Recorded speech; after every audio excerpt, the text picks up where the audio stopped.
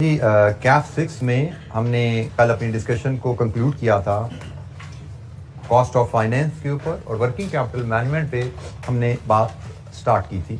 तो कोई इशू कल के लेक्चर से, कोई point which requires some explanation? Working capital management के रेफरेंस से हमने वर्किंग कैपिटल क्या है इस पे बात की थी और वर्किंग कैपिटल हमें क्या कम्युनिकेट करता है about the liquidity of the business. Working capital about financing of current assets क्या इंफॉर्मेशन हमें दे रहा है, ये हमने बात की थी। और फिर वर्किंग कैपिटल ऑब्जेक्टिव्स पे हमारी बात हुई थी कि वर्किंग कैपिटल मैनेजमेंट के ऑब्जेक्टिव्स दो हैं, एक लिक्विडिटी मेंटेन करना और दूसरा प्रॉफिटेबिलिटी को मैक्सिमाइज करना। लिक्विडिटी से मुराद है company should have sufficient current assets at all the time to pay off its current liability when they fall due। और जब हम लिक्विडिटी को बढ़ाते हैं तो लिक्विडिटी बढ़ाने के लिए we need to arrange finance. हमें फाइनेंस अरेंज करके ही अपने पास करंट एसेट में डालोगे ना, कैश रखोगे, बैंक में रखोगे, कुछ स्टॉक रखोगे, तो कैश कहीं से अरेंज करके, फाइनेंस कहीं से अरेंज करके लाओगे। तो फाइनेंस अरेंज करोगे तो फाइनेंस की कॉस्ट बढ़ जाती है। जितनी ज्यादा लिक्विडिटी बढ़ाते हो उतनी ज्यादा फाइनेंस कॉस्ट बढ़ने की वजह से प्रॉफिटेबिलिटी नीचे चली जाएगी। बट हमने कहा कि हमने वर्किंग कैपिटल मैनेजमेंट में सिर्फ लिक्विडिटी नहीं बढ़ानी, हमने प्रॉफिट्स को भी मैक्सिमाइज रखने की कोशिश जारी रखनी है। और इन दोनों ऑब्जेक्टिव्स में कॉन्फ्लिक्ट होता है। लिक्विडिटी बढ़ाओगे तो प्रॉफिटेबिलिटी नीचे जाती है, प्रॉफिटेबिलिटी बढ़ाना चाहते हो तो लिक्विडिटी को नीचे लाना पड़ेगा। So we will learn how to optimise these two things. Liquidity और प्रॉफिटेबिलिटी में बैलेंस कैसे स्ट्राइक करना है, इस पे भी कुछ बातें हमारी इस टॉपिक में रहेंगी। अच्छा जी, आगे डिस्कशन को हम कैरी करते हैं। वर्किंग कैपिटल में इन्वेस्टमेंट करना, लिक्विडिटी बढ़ाना, उसके क्या फायदे हैं? लिक्विडिटी अगर आपके बिजनेस में अवेलेबल है तो holding inventory allows entity to supply its customer on demand. Liquidity मतलब आपका करंट एसेट में इन्वेस्टमेंट है, स्टॉक्स में इन्वेस्टमेंट है, कस्टमर जैसे डिमांड करे आप उसको इमीडिएटली सप्लाई कर पाते हो। अगर लिक्विडिटी नहीं है, ख्याल कीजिएगा लिक्विडिटी के कंपोनेंट्स हैं। Liquidity means investment in current assets. Current asset में स्टॉक्स भी हैं, करंट एसेट में कैश भी है, बैंक भी है, करंट एसेट में डेटर्स भी आ रहे होते हैं। ठीक है, सो आप स्टॉक्स में इन्वेस्टमेंट करते हो तो डिमांड पे सप्लाई कर पाओगे immediately. So you may be able to serve more customer on timely basis. अब उधार पे भी बेचना एक कल्चर है ट्रेड का। अगर आप उधार पे बेचते हो तो इसका मतलब कस्टमर ने चीज तो आज आपसे ले जानी है, पैसे देगा बाद में, ये कल्चर है। तो इसका मतलब आपने चीज बना के कस्टमर को दे दी, पैसे बाद में आएंगे, इसका मतलब आपकी इन्वेस्टमेंट होगी डेटर में, आपका पैसा डेटर में ब्लॉक हो गया, इन्वेस्ट हो गया। सो अगर आपके पास पैसा है डेटर में इन्वेस्ट करने के लिए, you will be able to attract more customer because customer they like to buy on credit. और आपके पास अगर पैसा नहीं है, इन्वेस्टमेंट नहीं है कस्टमर को उधार देने के लिए, customer may go to the other suppliers जो उनको उधार देने पे तैयार होंगे। सो पैसा अगर है तो आप कस्टमर को अच्छी टर्म्स ऑफर करके अट्रैक्ट कर सकते हो। पैसा नहीं है तो आप कस्टमर को कैश सेल ऑफर करोगे which may not be attractive for every customer, you may lose some of them. It is also useful for an entity to have some cash in the bank to meet demands for immediate payment। आपके पास stock के लिए पैसा होना चाहिए, आपके पास debtors में invest करने के लिए पैसा होना चाहिए, आपके पास कैश पड़ा होना चाहिए इन केस ऑफ इमरजेंसी। बाद का आपकी मशीन का कोई पुर्जा टूट गया जो आपके स्टॉक में नहीं पड़ा हुआ, तो अगर आपके पास कैश है तो फौरन बाजार से खरीद लाओगे, मशीन चल पड़ेगी। अगर आपके पास कैश नहीं है तो आपका प्लांट 2 दिन, 4 दिन, 6 दिन के लिए बंद हो सकता है, सारे कस्टमर के ऑर्डर डिले हो सकते हैं। तो कुछ ना कुछ emergency immediate payment requirement business में राइज होती रहती हैं। You must maintain cash balance for those, उसके लिए भी कैश चाहिए। तो ये सारे बेनिफिट्स हैं of holding working capital. Current asset में पैसा इन्वेस्ट करें, डिफरेंट एसेट में पैसा इन्वेस्ट करने के फायदे हैं। और डिसएडवांटेजेस, आप पैसा कहीं से भी लाएंगे, it will have a cost. पैसा यहां पे डाला है तो ठीक है, कस्टमर अट्रैक्ट करने का फायदा एडवांटेज जरूर है, लेकिन कॉस्ट भी तो पे कर रहे हो ना। किसी बैंक से पैसा लेके स्टॉक खरीदा हुआ है, डेटर से पैसा वापस नहीं आ रहा, उधार पे बेचा हुआ है, तो भाई उधार पे बेच दिया, पैसा नहीं आया तो तनख्वाह देने का टाइम आया, कहीं से कर्जा लेकर तनख्वाहें देनी पड़ी। कैश पे बेचा होता तो कर्जा ना लेना पड़ता। ठीक है, सिमिलरली कैश रखा हुआ है इन केस ऑफ इमरजेंसी, तो इमरजेंसी पड़ेगी तो कैश काम आएगा, इमरजेंसी नहीं पड़ी तो कैश तो पड़ा रह गया, कहीं ना कहीं से उधार लेके आए थे, उस पर इंटरेस्ट देना पड़ गया। तो ये है जनाब डिसएडवांटेज कि आप जरूरत से ज्यादा कैश रखोगे तो कैश, जरूरत से ज्यादा इन्वेस्टमेंट करोगे, investment in current asset it has a cost, और जरूरत से ज्यादा इन्वेस्टमेंट करोगे तो अननेसेसरी लोअरिंग ऑफ प्रॉफिट हो जाएगा। तो यही हम कहते हैं, बैलेंस करना हमने सीखना है। हमें फायदा जरूर है लिक्विडिटी मेंटेन करने का, लेकिन उस लिक्विडिटी की कॉस्ट भी होती है, which is cost of funds. और लिक्विडिटी की कॉस्ट कैसे कैलकुलेट की जाती है, ये वो कॉस्ट कैलकुलेट करने का बेसिक सा फार्मूला है। आगे चल के मजीद भी एक क्वेश्चन में कहीं ना कहीं हमारे सामने आ जाएगा। फार्मूला कैलकुलेट करने का, annual cost of investment in working capital, average investment in working capital into annual cost of finance, this gives us annual cost of working capital. ये एक छोटी सी कैलकुलेशन हमें कहीं ना कहीं सवालों में जरूरत पड़ने वाली है कि आपकी वर्किंग कैपिटल फाइनेंसिंग की कॉस्ट क्या है। तो उसके लिए एवरेज वर्किंग कैपिटल की वैल्यू उठाओ। Average working capital could be opening working capital plus closing working capital by 2. This may be calculated as average working capital. So average working capital into annual cost of finance. You may be told कि आपकी cost of finance 10% है, तो जनाब average investment in working capital को cost of finance से multiply करो तो annual cost of financing working capital आ जाएगा। ये वर्किंग कैपिटल को फाइनेंस करने में आपकी सालाना कॉस्ट कितनी लग रही है। ये एक बड़ी ब्रीफ सी कैलकुलेशन है, छोटा सा फार्मूला है, which we may be required to use in some question. आगे चलेंगे, इसमें हम बात करेंगे। जी एनी क्वेश्चन, कोई सवाल? वर्किंग कैपिटल की बेसिक्स को हम डिस्कस कर रहे हैं। अच्छा जी, वर्किंग कैपिटल मैनेजमेंट में हमारा रोल, हम फाइनेंशियल मैनेजमेंट का एरिया पढ़ रहे हैं जिसमें हम फाइनेंस को मैनेज करना सीख रहे हैं। फाइनेंस को मैनेज करने के लिए एक हमने फाइनेंस के इन्वेस्टमेंट डिसीजन लेना सीखा था कैपिटल इन्वेस्टमेंट अप्रेजल में। फिर फाइनेंस को मैनेज करने के कंटिन्यूएशन में हमने फाइनेंस रेज करने के डिफरेंट सोर्सेज और उनके प्रोज एंड कॉन्स पे बात की, मैकेनिज्म पे बात की।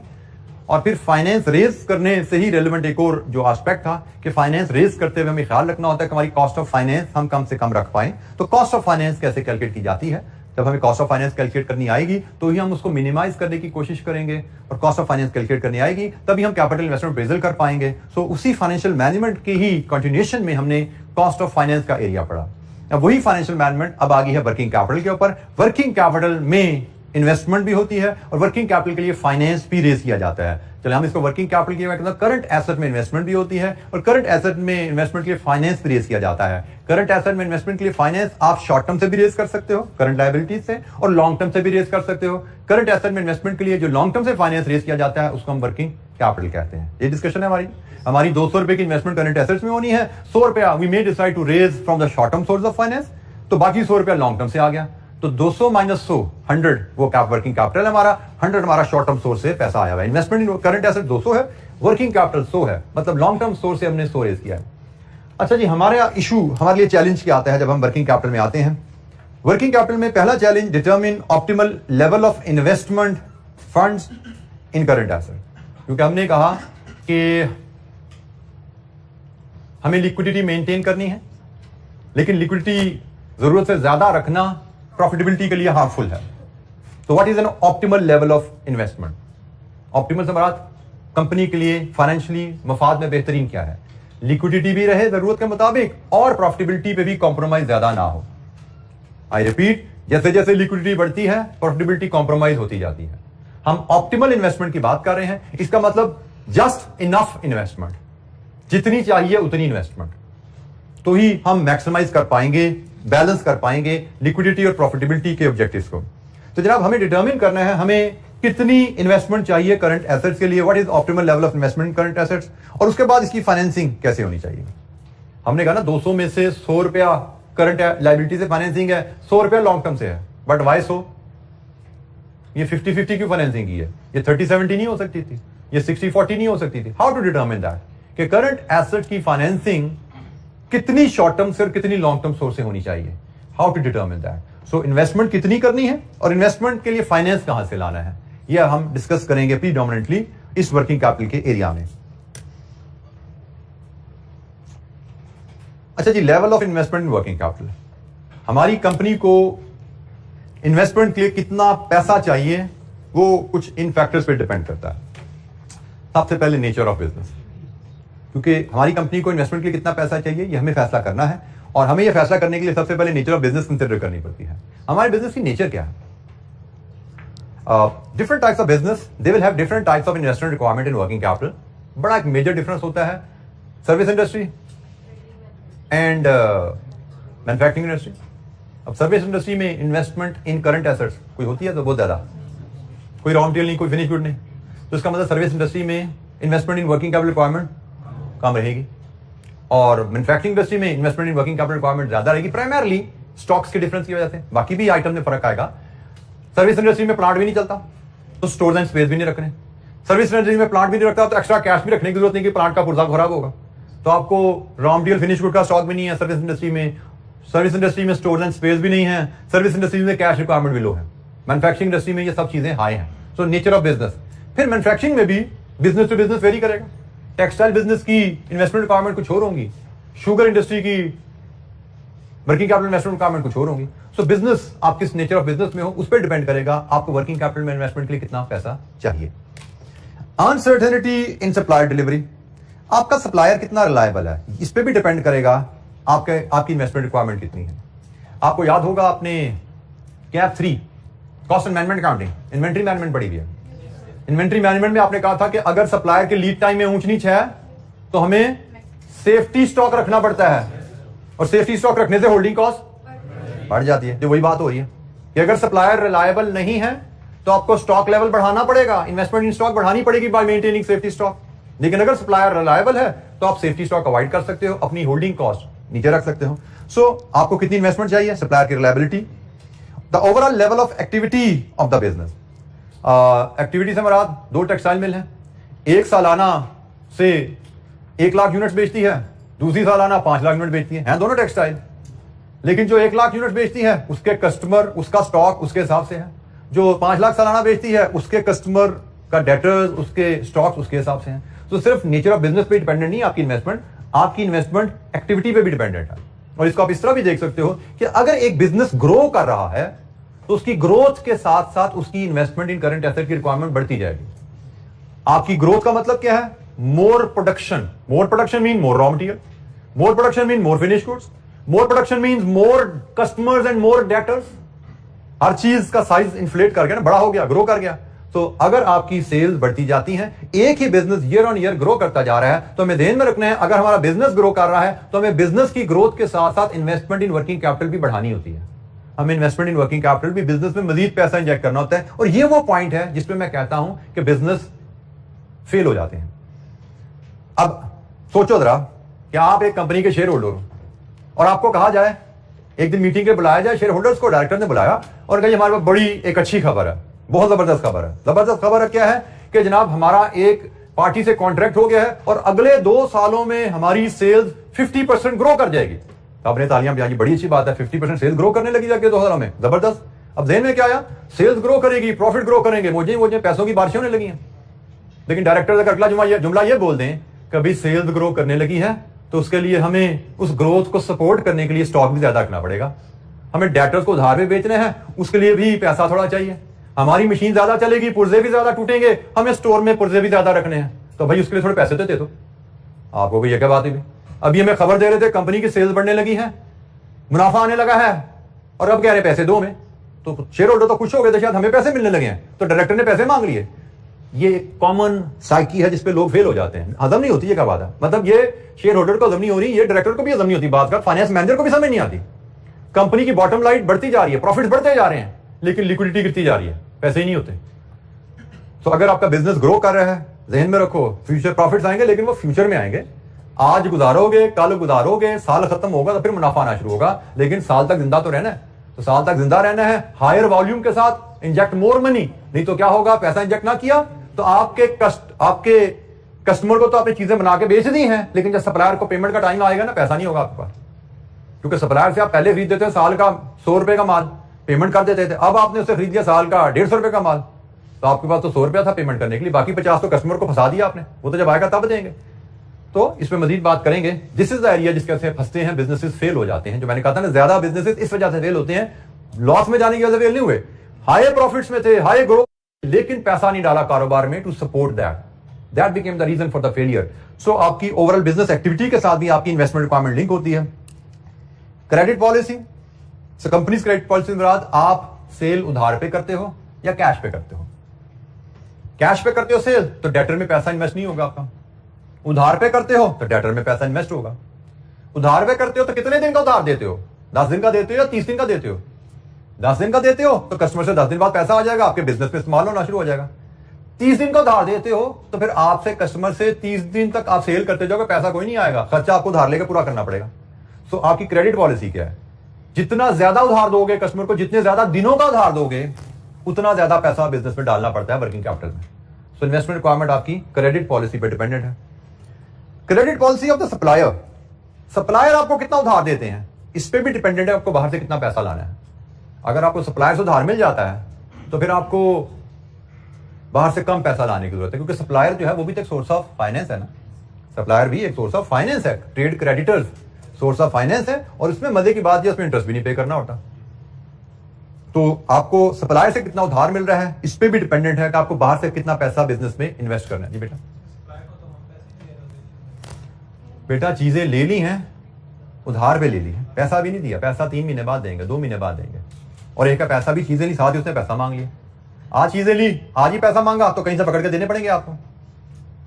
लेकिन उसने कहा जी ठीक है जी चीजें आज ले लो, पैसे 2 महीने बाद दे देना, तो आपके दिन में 2 महीने बाद मेरे फलाने कस्टमर से पैसे आएंगे, मैं पे कर दूंगा, आपको उधार नहीं लेना पड़ा ना। लेंथ ऑफ ऑपरेटिंग साइकिल, अच्छा ये टर्म पे डिस्कशन हम थोड़ी पेंडिंग करते हैं, लेकिन फिलहाल जुमला क्या है कि हमारी ऑपरेटिंग साइकिल की लेंथ क्या है उस पर भी डिपेंडेंट है हमारी इन्वेस्टमेंट इन वर्किंग कैपिटल। इसको हम डिटेल में डिस्कस करेंगे, इस पर डिस्कशन काफी लंबी है, इस पॉइंट को हम आगे लेके चलेंगे। ये बाकी पॉइंट मैंने आपको साथ साथ एलैबोरेट कर दी हैं। हमें एग्जाम में इनमें से किसी एक पॉइंट पे कोई एमसीक्यू बन सकता है, या हमें कोई मे बी नोट आ सकता है 3-4 नंबर का, सेक्शन बी में कोई सवाल छोटा सा आ सकता है। सो फैक्टर्स जिन पे डिपेंडेंट है level of investment in working capital, हमें वर्किंग कैपिटल में कितना पैसा इन्वेस्ट करना है, किन फैक्टर्स पे डिपेंडेंट है। This is the list of 6 factors. अच्छा जी, हमने 2 सवाल सामने रखे थे कि पैसा कितना इन्वेस्ट करना है, पैसा फाइनेंस कहां से करना है। तो पैसा इन्वेस्ट कितना करना है उसके फैक्टर डिस्कस कर लिए, अब फाइनेंसिंग के ऑप्शन पे बात करनी है। करंट एसेट को फाइनेंसिंग करनी है तो हमारे पास 2 ऑप्शन है, जैसे हम बात कर चुके हैं, एक शॉर्ट टर्म फाइनेंस है, एक लॉन्ग टर्म फाइनेंस है। दोनों की अपनी अपनी प्रोज एंड कॉन्स है। लॉन्ग टर्म फाइनेंस में आपके पास क्या है, इक्विटी है, डेट है, एक्सपेंसिव है बट लो रिस्क है। लो रिस्क कैसे है इसको मैं अभी इलैबोरेट करता हूं। लॉन्ग टर्म फाइनेंस से हम equity, debt 2 option, expensive but low risk. Short term finance में रेट तो लो है बट हायर रिस्क है, और रिस्क क्या है वो यहां से पता लग गया, of it being withdrawn. Short term loan क्या होता है, आपको बैंक ने लोन दिया जिसकी मैच्योरिटी है विद इन 12 मंथ, इसी को शॉर्ट टर्म लोन कहते हैं। आपने स्टॉक लेना था, आपने बैंक से कहा जी मुझे स्टॉक लेने के लिए पैसा चाहिए, बैंक ने कहा शॉर्ट टर्म लोन ले लो 1 साल का। आपने 1 साल का लोन लिया, 1 साल का लोन लेकर स्टॉक खरीदा, और स्टॉक आपका बिजनेस चल रहा है, स्टॉक रॉ मटेरियल से फिनिश गुड से डेटर, डेटर से पैसा आया, फिर रॉ मटेरियल साइकिल होता है ना, रॉ मटेरियल खरीदा, फिनिश गुड बनाया, एसेट पहले रॉ मटेरियल था, फिर रॉ मटेरियल से फिनिश गुड बना, फिनिश गुड से डेटर में कन्वर्ट हो गया, अब सेल हुई, और वहां से कैश आया, फिर रॉ मटेरियल और साइकिल चलता जा रहा है। अब आपने बैंक से पैसा लेके ये साइकिल चला दिया, रिस्क क्या है तो शॉर्ट टर्म सस्ता, इंटरेस्ट रेट कम होता है, जनरली हमने डिस्कस किया था, generally yield curve upward sloping है। Generally yield curve upward sloping का मतलब generally short term loan cheaper होता है। तो शॉर्ट टर्म लोन है तो एक्सपेंसिव, लेकिन रिस्क क्या है, रिन्यूअल का, क्योंकि शॉर्ट टर्म लोन में बैंक ने आपको सिर्फ 12 महीने के लिए पैसा दिया। Although if your company is doing well, they are making good profit, they may renew it for another 12 months. Bank may renew it for another 12 month, but they have a right to call it back कि 31 दिसंबर आई, sorry जी हमने renew नहीं करना, पैसे वापस कर दें। अब आपका पैसा पता नहीं रॉ मटेरियल में पड़ा हुआ है, कुछ फिनिश गुड में पड़ा हुआ है, कुछ डेटर में पड़ा हुआ है, बैंक ने कहा वापस कर दो। कहां से वापस करेंगे भाई पैसा, मेरे पास कैश में तो नहीं पड़ा ना। आप बैंक से पैसा कैश में रखने के लिए तो नहीं लेते, कारोबार में इन्वेस्ट करने के लिए लेते हो ना। और इन्वेस्टर जब मांग ले पैसा एकदम वापस, तो कारोबार से पैसा एकदम नहीं निकलता। ये रिस्क है कि लेंडर ने पैसा एकदम मांगा तो हमारे पास पैसा होगा नहीं देने को, हम ट्रबल में आ जाएंगे, फंस जाएंगे। हाल क्या होता है, फिर किसी और इन्वेस्टर से पैसा लेकर उसको वापस दिया जाए, ले भाई तू तो पैसा पकड़, मेरा तो कारोबार में चल रहा है, मैं कारोबार से निकाला तो कारोबार बंद हो जाएगा, मतलब आपको जी रॉ मटेरियल खत्म कर दो, फिनिश गुड खत्म कर दो, तो बेचो, बनाओगे क्या, बेचोगे क्या।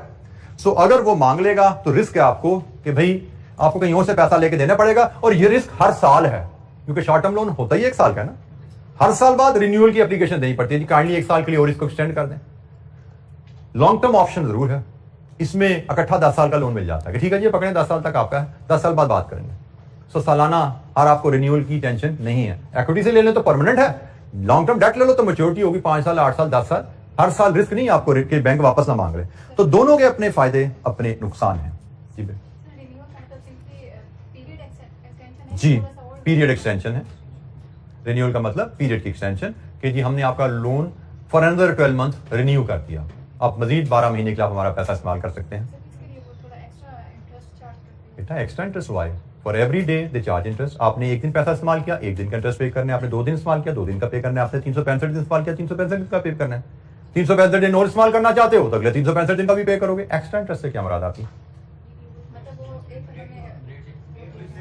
बेटा रेट की कहानी तो अलग है ना, वो तो हमने कॉस्ट ऑफ फाइनेंस में डिस्कस किया। रेट तो बदलता रहता है, तो जब लोन ले रहे हो वो तो तब का रेट लगेगा। तो एक्स्ट्रा इंटरेस्ट से मुराद आपकी क्या है? फॉर एक्स्ट्रा पीरियड यू पे एक्स्ट्रा इंटरेस्ट। लोन का ताल्लुक, लोन पे इंटरेस्ट का ताल्लुक रेट एंड पीरियड, दो चीजों पर डिपेंडेंट है। आपने पीरियड एक्सटेंड कराया, for extra period you have to pay extra interest. जी, एनी क्वेश्चन, कोई सवाल? जी, डिले आ जाएगी तो रीपे पेनल्टी आ जाएगी। उन्होंने आपसे विड्रॉल मांग ली, कहा जी पैसे वापस करें, आप उनको पे नहीं कर पाते तो आपको टाइमली पे नहीं होगा तो पेनल्टी आ जाएगी, जो कि हमने डिस्कस किया इस्लामिक फाइनेंस में नहीं होती। ट्रेडिशनल फाइनेंस में देयर आर पेनल्टीज। जी, एनी अदर क्वेश्चन? अच्छा जी, अब हमने कहा जी दोनों ऑप्शन अवेलेबल हैं हमारे पास, शॉर्ट लॉन्ग टर्म भी है, हमारे पास शॉर्ट टर्म भी है। अब कौन सा फाइनेंस यूज किया जाए? तो जनाब फाइनेंस कौन सा यूज किया जाए, इट डिपेंड्स हमारी मैनेजमेंट के एटीट्यूड टुवर्ड रिस्क क्या है। इन्वेस्टर्स रिस्क एटीट्यूड्स, ये टर्म शायद आपने पढ़ी हो कहीं। Risk averse, risk neutral, risk Sikar, पढ़ी है ये टर्म? कुछ कह रहे नो, कुछ कह रहे यस। जिसने पढ़ी है वो कहाँ पढ़ी है, क्या पढ़ा है? सरसरी सा बताओ, मैं करता हूँ कहाँ पढ़ा, क्या क्या पढ़ा, मेरे नॉलेज के जरा बताओ।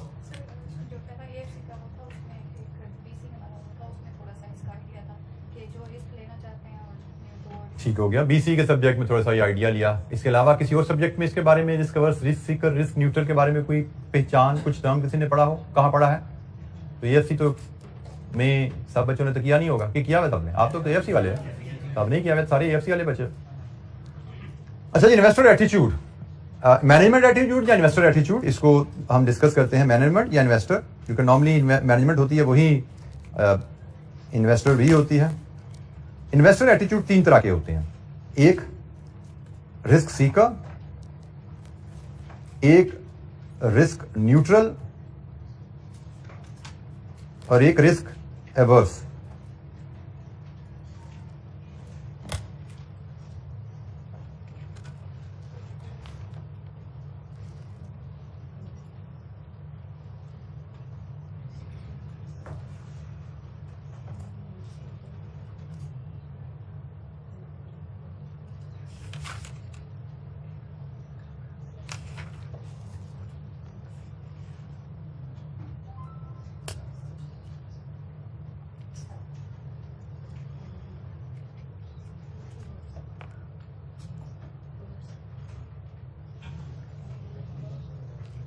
अच्छा जी, रिस्क सीकर ऐसा इन्वेस्टर है जो कि हायर रिटर्न के लालच में हाई रिस्क लेने पर तैयार है। एक बेसिक रिलेशनशिप हमने पढ़ा हुआ है, हाई रिस्क हाई रिटर्न।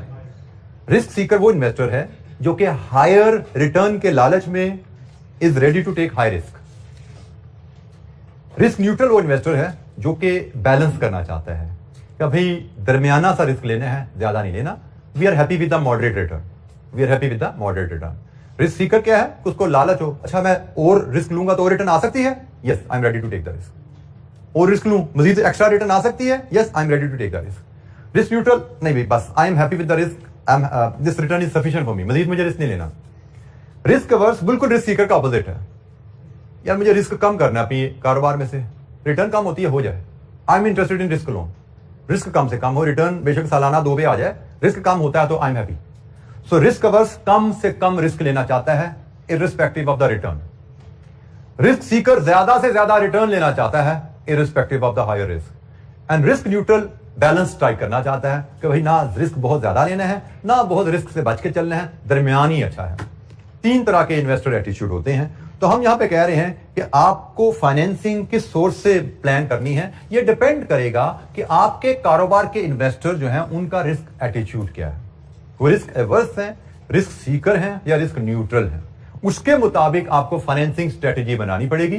पैसा कहां से लाना है, आपको अपने शेयर होल्डर का, अपने डायरेक्टर के एटीट्यूड का ख्याल रखना पड़ेगा, वो क्या चाहते हैं।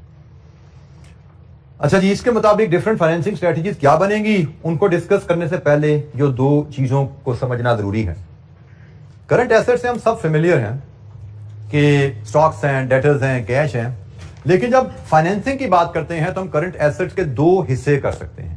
जब फाइनेंसिंग की बात करें तो करंट एसेट के हम दो हिस्से कर सकते हैं, एक कहलाएगा परमानेंट करंट एसेट और एक कहलाएगा fluctuating current asset. Current asset के दो हिस्से करना, मैं आपसे एक दो सवाल करूंगा, आपको जरा ये दोनों में फर्क क्लियर हो जाएगा। स्टॉक्स की से हम बात करें, क्वेश्चन नंबर 1, क्या बिजनेस में स्टॉक लेवल्स हमेशा कांस्टेंट रहते हैं पूरा साल? Very clear, no. कभी स्टॉक ऊपर जाएगा, जैसे हमने कभी आपने इन्वेंटरी मैनेजमेंट पढ़ी थी, आपको बताया गया था, अभी ऑर्डर आता है तो स्टॉक ऊपर चला जाता है, फिर स्टॉक कंज्यूम होता जाता है, नीचे आता है, फिर नया ऑर्डर प्लेस कर देते हो, फिर ऊपर चला जाता है। तो स्टॉक तो हिलता रहता है, ऊपर चलता रहता है। क्वेश्चन नंबर 2, क्या एक रनिंग बिजनेस में you can afford to have zero stock? No. Same is the case for every type of current asset. Debtors constant नहीं रहते, कभी ऊपर होंगे कभी नीचे होंगे, बट एक रनिंग बिजनेस में कभी डेटर्स रिसीवेबल आपके जीरो हो सकते हैं? No. Same goes for the cash balance. Cash balance कभी आपका पैसा ज्यादा है कभी कम है, बट एक रनिंग बिजनेस में हमने अभी डिस्कस किया, you must have cash, you don't afford to have zero cash. तो इसका मतलब हमारे हर टाइप ऑफ एसेट में ऊंच नीच है, लेकिन हर टाइप ऑफ एसेट जीरो पे नहीं जाता। मतलब हम कह सकते हैं कि हमारे एसेट्स में ऊंच नीच आ रही है वक्त गुजरने के साथ, लेकिन हमारे एसेट्स कभी भी एक सर्टेन लेवल से नीचे नहीं जा रहे होते। तो यहां से हम कहते हैं करंट एसेट के दो हिस्से बन गए, इसको कहा जाता है फ्लक्चुएटिंग करंट एसेट और इसको कहा जा रहा है permanent current asset. Permanent current asset से मुराद कि भाई ये तो मिनिमम इन्वेस्टमेंट है करंट एसेट्स में, ये तो हर सूरत हमारी रहने ही रहने हैं पैसे। डेटर्स ऊपर भी जाते हैं नीचे भी जाते हैं, बट इससे नीचे नहीं जाते। स्टॉक ऊपर भी जाता है नीचे भी आता है, बट इससे नीचे नहीं जाता। हाँ, ऊपर का हिस्सा फ्लक्चुएटिंग है, कभी ऊपर कभी नीचे, पैसे में ऊंच नीच आती रहती है, इन्वेस्टमेंट कभी ज्यादा या कम। तो वंस वी हैव आइडेंटिफाइड कि भाई करंट एसेट्स में हम दो हिस्से आसानी से कर सकते हैं, एक फ्लक्चुएटिंग करंट एसेट और एक परमानेंट करंट एसेट्स, अब हम फाइनेंसिंग स्ट्रेटेजी को डिस्कस कर सकते हैं। अब हम वर्किंग कैपिटल फाइनेंसिंग स्ट्रेटेजी को डिस्कस कर सकते हैं with reference to these risk attitude. इन रिस्क एटीट्यूड के हिसाब से अब हम फाइनेंसिंग स्ट्रेटेजीज को डिस्कस कर सकते हैं और ये डिस्कशन हमारी इस ग्राफ की मदद से होने वाली है। अच्छा जी, एक ग्राफ आपके सामने है। इस ग्राफ में ये जी टाइम है एक्स एक्सिस पे और वाई एक्सिस पे टोटल एसेट्स हैं, टोटल एसेट्स हैं। इन टोटल एसेट्स में ये आपके नॉन करंट एसेट्स हैं। नॉन करंट एसेट्स के बारे में तो कोई इशू नहीं है, ये तो हमेशा लॉन्ग टर्म फाइनेंस से ही इनको फाइनेंस करना है। हम तो डिस्कस कर रहे हैं करंट एसेट की फाइनेंसिंग। करंट एसेट्स के दो हिस्से हैं, एक परमानेंट करंट एसेट, एक फ्लक्चुएटिंग करंट एसेट। ठीक है जी, ये कंपनी की टोटल एसेट्स हैं, ये इसके नॉन करंट एसेट्स हैं, ये इसके परमानेंट करंट एसेट्स हैं, ये इसके फ्लक्चुएटिंग करंट एसेट्स हैं।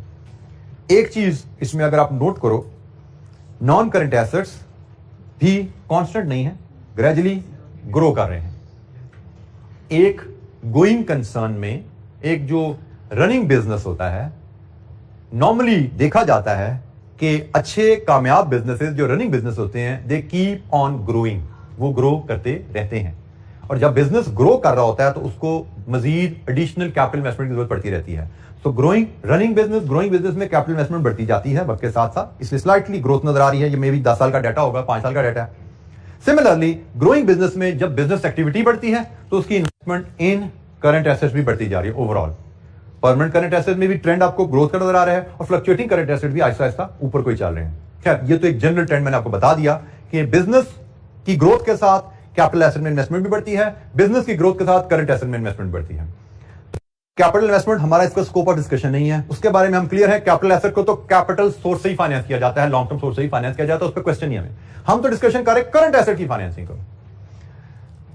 अच्छा जी, करंट एसेट की फाइनेंसिंग में भी इस पे कोई क्वेश्चन नहीं कि fluctuating current asset short term finance से फंड होने चाहिए, इस पे भी कोई डिसएग्रीमेंट नहीं है। रिस्क न्यूट्रल है, रिस्क अवर्स है, रिस्क सीकर है, ये भी डिस्कशन से बाहर है एरिया। और फ्लक्चुएटिंग करंट एसेट की फाइनेंसिंग भी डिस्कशन से बाहर है। जो रिस्क एटीट्यूड के मुताबिक फाइनेंसिंग पे क्वेश्चन मार्क आता है वो यहां पे आता है। परमानेंट करंट एसेट को कहां से फाइनेंस करना चाहिए, बल्कि सॉरी मैं थोड़ा सा मैं पीछे जाता हूं, ये क्वेश्चन मार्क है यहां पे भी जी। हम टोटल इसकी फाइनेंसिंग को डिस्कस कर रहे हैं जी, टोटल फाइनेंसिंग के, जिसमें ये फ्लक्चुएटिंग है और परमानेंट है। अब हम वन बाय वन देखते हैं। सबसे पहले हम रिस्क न्यूट्रल अप्रोच की बात करते हैं। रिस्क न्यूट्रल एक बैलेंस्ड अप्रोच है। रिस्क न्यूट्रल का इन्वेस्टर क्या कहेगा, वो कहता है जी ये फ्लक्चुएटिंग करंट एसेट्स हैं, इनको हम करेंगे फाइनेंस शॉर्ट टर्म से और ये जो परमानेंट करंट एसेट हैं, ये भी एक तरह के परमानेंट एसेट्स हैं, इनको हम करेंगे लॉन्ग टर्म से। ये जी फाइनेंसिंग अप्रोच रिस्क न्यूट्रल की आ गई। रिस्क न्यूट्रल इन्वेस्टर की अप्रोच क्या है? रिस्क न्यूट्रल इन्वेस्टर की अप्रोच है कि फ्लक्चुएटिंग करंट एसेट्स को शॉर्ट टर्म से फाइनेंस करो और परमानेंट करंट एसेट को लॉन्ग टर्म से फाइनेंस करो।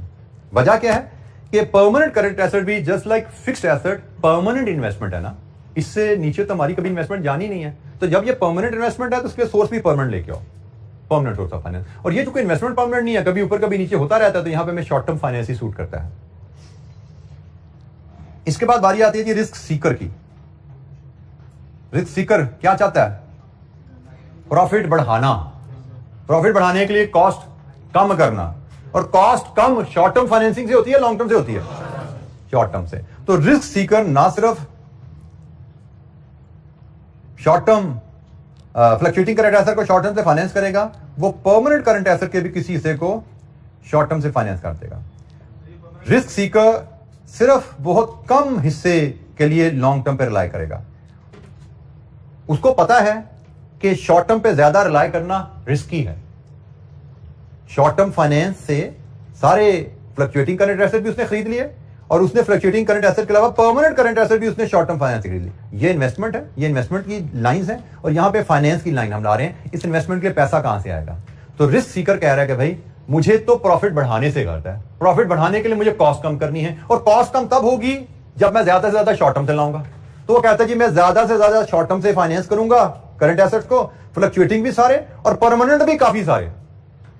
वो सिर्फ बहुत छोटा part of permanent current asset के लिए लॉन्ग टर्म पर रिलाई कर रहा है। टोटल करंट एसेट का मेजर हिस्सा वो शॉर्ट टर्म से फाइनेंस कर रहा है। उसको पता है कि रिस्क बढ़ रहा है, क्योंकि अगर आप रिस्क न्यूट्रल अप्रोच पे चल रहे हो, अगर रिस्क न्यूट्रल अप्रोच पे चल रहे हो और बैंक आपसे शॉर्ट टर्म पैसा वापस मांग ले, तो शॉर्ट टर्म पैसा यहां से निकाल के बैंक को वापस करना फिर भी आसान है, क्योंकि ये फ्लक्चुएटिंग करंट एसेट है ना, परमानेंट में पैसा नहीं फंसा हुआ, 2, 4, 5, 10, 15, 20 दिन में वापस आ जाता है।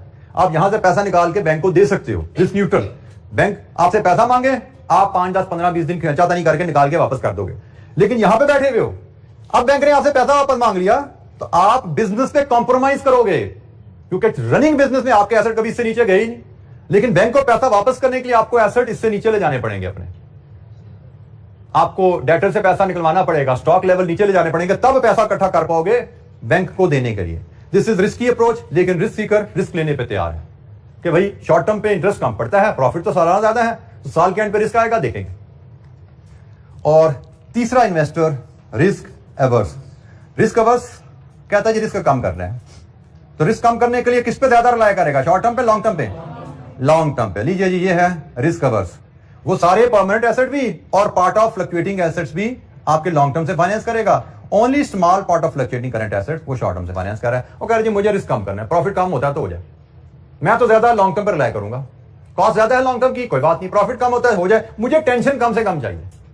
यहां पे बहरहाल कुछ तो टेंशन है ना, बैंक ने पैसे वापस मांगे, पैसे वापस मांगने देने के लिए कुछ ना कुछ तो दौड़भाग करनी पड़ेगी ना इतने एसेट बेच के निकालने के लिए। यहां पे उसने बिल्कुल ही जरा सी एफर्ट रखी है, भाई वापस मांग रहे तो कोई टेंशन नहीं, जब मर्जी लो भाई, तैयार मैं बैठा। बहुत कम रिलायंस है शॉर्ट टर्म पे। तो ये है जी फाइनेंसिंग। और बाय द वे, मैं इसका कल ही आपका मॉडल पेपर हमारे एंड पे अवेलेबल था, मैं देख रहा था हमारा मॉडल पेपर में इसी पे एमसीक्यू आया हुआ है। अगर आप आइए इस चैप्टर एंड पे हमारे लगे हुए हैं पेपर, मॉडल पेपर, पास पेपर अनफॉर्चुनेटली यहाँ मिस हो गया, तो उसमें क्वेश्चन पेपर का जो पहला पेज है उसकी बॉटम पे क्वेश्चन नंबर 1 एमसीक्यू नंबर 3 है, which of the following statement is correct about aggressive working capital funding policy. अच्छा, इसमें मैं सो ये जो फंडिंग पॉलिसी की टर्म साथ अटैच नहीं कर पाया, ये जो है रिस्क सीकर की पॉलिसी ये एग्रेसिव है, ये मॉडरेट है, इसको क्या कहेंगे? रिस्क अवर्स कह लें, एग्रेसिव, मॉडरेट, रिस्क कंजर्वेटिव। बिल्कुल ठीक है, कंजर्वेटिव टर्म मेरे दिन से निकल रही थी, thank you. Conservative. Risk Sikar aggressive policy follow करता है, रिस्क न्यूट्रल मॉडरेट, या इसको मैचिंग भी कहा जाता है, मॉडरेट या इसको मैचिंग पॉलिसी भी कहा जाता है। और रिस्क सीकर कंजर्वेटिव पॉलिसी इख्तियार करता है, ये कंजर्वेटिव है, ये रिस्क नहीं लेना चाहता। कंजर्वेटिव की टर्म रिस्क अवर्स के लिए यूज की जाती है। तो हमसे इस एमसीक्यू में पूछा जा रहा है कि भाई इन पॉलिसी में से बताइए कौन सी एग्रेसिव इन्वेस्टमेंट पॉलिसी है। Which of the following statement is correct about aggressive working capital funding policy?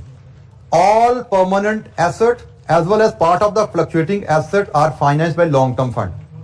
ये तो conservative है. All permanent asset as well as part of the fluctuating assets are financed by short-term. No. Permanent current assets all short-term से कभी fund नहीं होते किसी policy के तहत.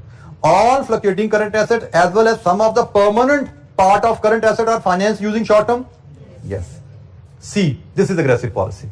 ठीक है, तो ये आपका 1.5 नंबर का एमसीक्यू की है. अगर आपने ये डायग्राम समझ के पढ़ी भी है, नोट्स पढ़े हुए हैं, तो आप ये 1.5 नंबर बड़ी आसानी से ले सकते हो. और एमसीक्यू में बड़ा ख्याल रखना होता है बेटा कि आपको बड़ी तसल्ली से बार बार ऑप्शन पढ़नी होती है.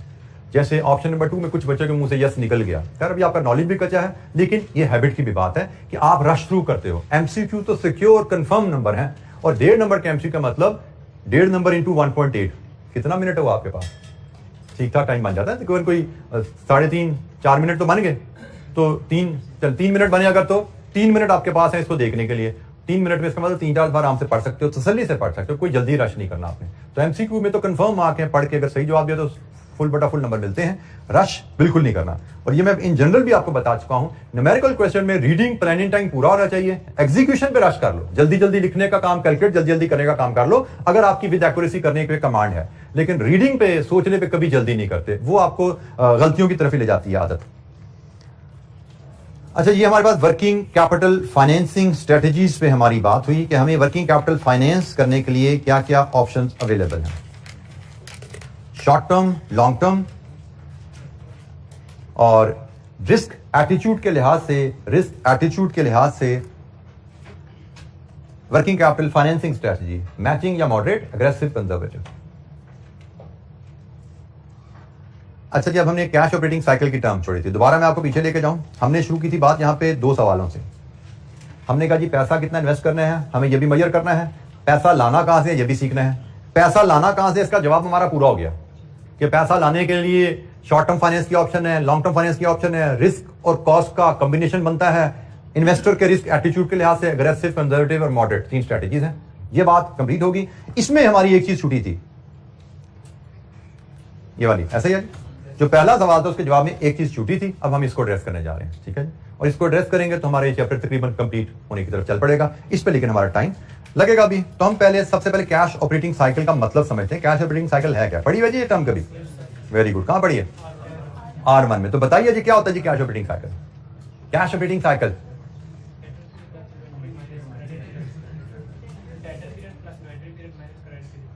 Debtor period plus inventory period minus creditors period. बिल्कुल ठीक है जी, ये हमारा कैश ऑपरेटिंग साइकिल है.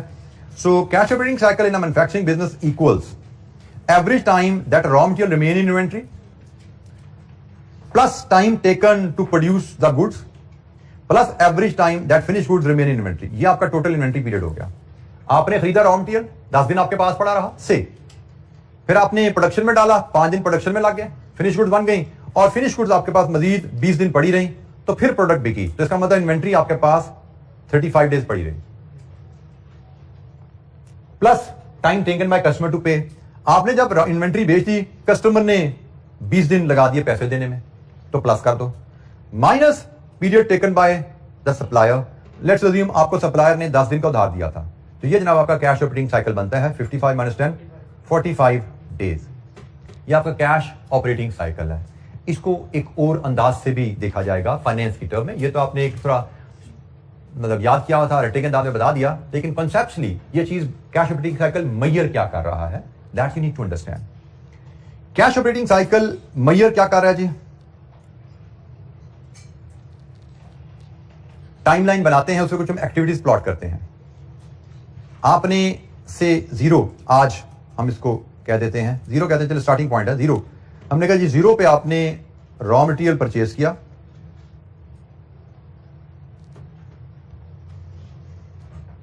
यहां पे आपने issued to work in process हुआ, इधर आपने ट्रांसफर टू फिनिश गुड्स किया, यहां पे आपने सेल टू कस्टमर किया, और इधर आपकी रिसीट फ्रॉम कस्टमर है. बीच में एक पॉइंट हम और इनकॉर्पोरेट कर देते हैं. वो मैं डाल देता हूं जी कहीं यहां पे, पेमेंट टू सप्लायर। ये पूरी एक ट्रांजैक्शन का फ्लो मैंने आपके सामने शेयर किया। रॉ मटेरियल परचेज किया, चले यहां पे मैं वर्डिक डाल देता हूं ऑन क्रेडिट का, ताकि पता लगे सप्लायर को पेमेंट नहीं की। और सेल टू कस्टमर, ये भी ऑन क्रेडिट कर दिया कि पता लगे पैसा नहीं आया। ये कस्टमर को क्रेडिट पे सेल है, ये इसका पैसा आ रहा है, ये सप्लायर से परचेज है, इसकी पेमेंट जा रही है। ठीक हो गई, ट्रांजैक्शन क्लियर होगी। अब इसमें जो भी हमने डिस्कशन की उसके रेफरेंस से देखो, ये जो पीरियड है ये कहलाता है रॉ मटेरियल पीरियड। इसको हम कहते हैं रॉ मटेरियल डेज कह लो या पीरियड कह लो। और यहां से लेके यहां तक जो पीरियड है ये कहलाता है वर्क इन प्रोसेस पीरियड, ये इसको प्रोडक्शन टाइम भी कहते हैं। और यहां से लेके यहां तक का जो टाइम है इसको हम फिनिश गुड डेज कहते हैं।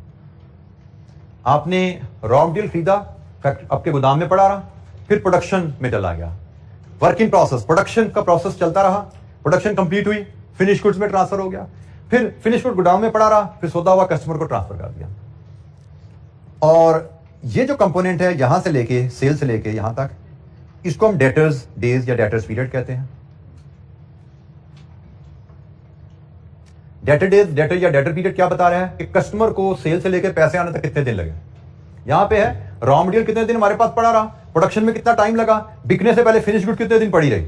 लेट्स अज्यूम मैं यहां पे मैं अगर डाटा हाइपोथेटिकली डालूं, मैं से just to keep things simple, 10 दिन ये हैं, और यहां पे शायद कस्टमर से पैसा आने में 50 दिन लग गया। और यहां पे ये जो पीरियड है इसको कहा जाता है क्रेडिटर डेज, कि परचेज से लेके पेमेंट तक क्रेडिटर को कितने दिन लगाए। तो लेट्स अज्यूम ये है जी 25 दिन। ये है क्रेडिटर डेज के सप्लायर को हमने पेमेंट में कितने दिन लगाए, ये है हमें कस्टमर ने पेमेंट में कितने दिन लगाए, और ये है हमने सप्लायर को पेमेंट में कितने दिन लगाए। अब एज पर योर फार्मूला, आपके फार्मूले के मुताबिक आपका operating cycle, cash operating cycle क्या है, 30 days inventory plus 50 days debtors minus 25 days creditors, कितना बना 55 डेज। इस डाटा से आपका कैश ऑपरेटिंग साइकिल ये है। अब ये 55 डेज आपको बता क्या रहा है, अब ये जरा नोट कर लीजिए।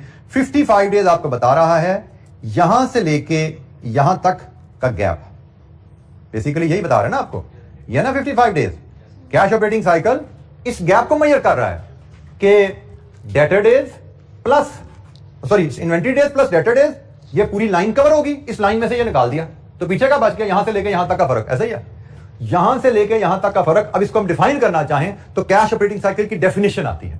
आपने जो बोला था ना कैश ऑपरेटिंग साइकिल की कैलकुलेशन थी। कैश ऑपरेटिंग साइकिल की डेफिनेशन क्या है, it measures the time lag between two events. कौन सा दो events, payment to supplier, recovery from customer. Payment to supplier से लेके आपने बिजनेस में पैसा इन्वेस्ट कब होता है, जब आप सप्लायर को रॉ मटेरियल की पेमेंट कर देते हो, और वो पैसा रिकवर कब होता है, जब वो रॉ मटेरियल कन्वर्ट हुआ फिनिश गुड में, वो प्रोडक्ट बिकी, कस्टमर ने पैसे दिए, तभी आपके पैसे की रिकवरी आती है ना। तो cash operating cycle payment to supplier से लेके रिकवरी फ्रॉम कस्टमर के दरमियान जो टाइम गैप है इसको मेजर कर रहा है। और कैसे मेजर करना है, वो फिर फॉर्मूला आपने बोला कि inventory days plus debtor days minus creditor days. So how to calculate cash operating cycle, वो ये बात है। And what is cash operating cycle, time lag between two events, payment to raw material supplier and recovery from customer. इन दो events में कितना gap होता है, that is cash operating cycle. और हमने जो पॉइंट कहा था कि हमारी length of cash operating cycle पे डिपेंडेंट है investment requirement in working capital. तो फिलहाल हमने कैश ऑपरेटिंग साइकिल क्या है डिफाइन किया, कैश ऑपरेटिंग साइकिल की लेंथ कैसे कैलकुलेट की जाती है इस पे बात की। अभी हमारी डिस्कशन इस पे शुरू हुई है, अभी हमने सिर्फ डेफिनेशन पढ़ी है। इलस्ट्रेशन 1 एक सिंपल सी कैलकुलेशन है, आपको देख लीजिएगा जाके, मैंने यही कैलकुलेशन है जो इलस्ट्रेशन 1 में यूज हो रही है। तो हमने कैश ऑपरेटिंग साइकिल अपनी कंपनी का कैसे कैलकुलेट करना है, अगर हमें बैलेंस शीट पीएनएल दिया जाए वो हम सीखेंगे कल, कि हमें अपनी कंपनी का बैलेंस शीट पीएनएल दिया जाए तो हम अपनी कंपनी का कैश ऑपरेटिंग साइकिल कैसे कैलकुलेट करते हैं। और दूसरी बात, हम उस कैश ऑपरेटिंग साइकिल की इंफॉर्मेशन को वर्किंग कैपिटल इन्वेस्टमेंट से कैसे जोड़ेंगे, क्योंकि हमने बात तो यहीं से शुरू की थी ना कि हमारी investment in working capital length of cash operating cycle के डिपेंडेंट है।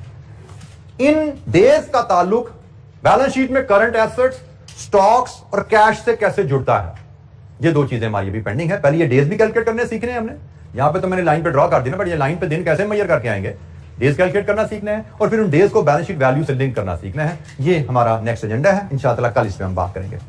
थैंक यू, अस्सलाम वालेकुम।